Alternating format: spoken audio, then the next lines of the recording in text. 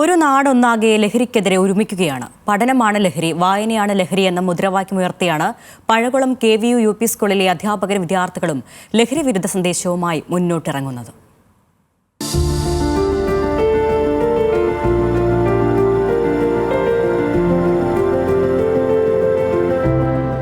ലഹരി അഴുക്കാണ്, അതിൻ്റെ ഉപയോഗം കുറയ്ക്കുക. നമ്മളെ കൊണ്ട് പറ്റുന്നത്രയും അതിൻ്റെ ഉപയോഗം തടയുക. വായനയാണ് ലഹരി, പഠനമാണ് ലഹരി. വേനലവധിയാണ്, പക്ഷേ ഇക്കൂട്ടർക്ക് സ്വസ്ഥതയോടെ വീട്ടിലിരിക്കാൻ കഴിയുന്നില്ല. കാരണം മറ്റൊന്നുമല്ല, നാട്ടിലാകെ പടർന്നു പിടിക്കുന്ന ലഹരി ഉപയോഗം.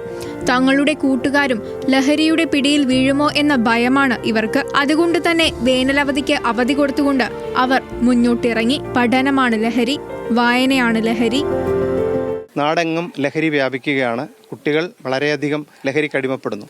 ചെറിയ കുട്ടികളെ ഏതു തരത്തിൽ മാറ്റിയെടുക്കാം എന്നുള്ളതിന് അവരുടെ മനസ്സുകളിലേക്ക് നന്മയുടെ വിത്തുകൾ പാകുക എന്നുള്ളതാണ് നമ്മുടെ ലക്ഷ്യം.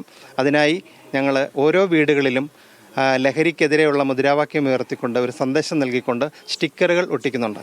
പഠനമാണ് ലഹരി, വായനയാണ് ലഹരി എന്ന സന്ദേശം ഉൾക്കൊണ്ടുകൊണ്ട് സ്റ്റിക്കർ ഒട്ടിക്കുന്നു. അതുകൂടാതെ കുട്ടികൾക്ക് ചെറിയ ബാലമാസികകളും നൽകുന്നുണ്ട്.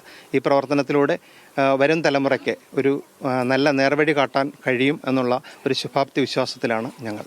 പഴകുളം KVU UP സ്കൂളിലെ അധ്യാപകരുടെയും വിദ്യാർത്ഥികളുടെയും നേതൃത്വത്തിലായിരുന്നു ലഹരി വിരുദ്ധ ക്യാമ്പയിൻ. ഓരോ വീടുകളും സംഘം കയറിയിറങ്ങി.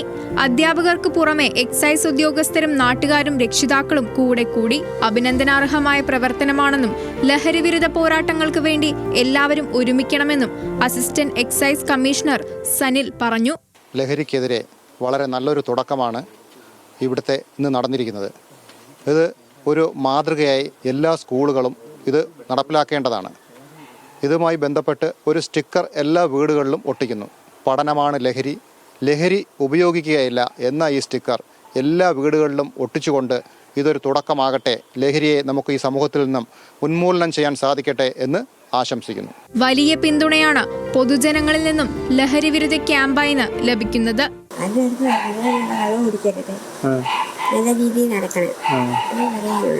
ന്യൂസ് മലയാളം, പത്തനംതിട്ട.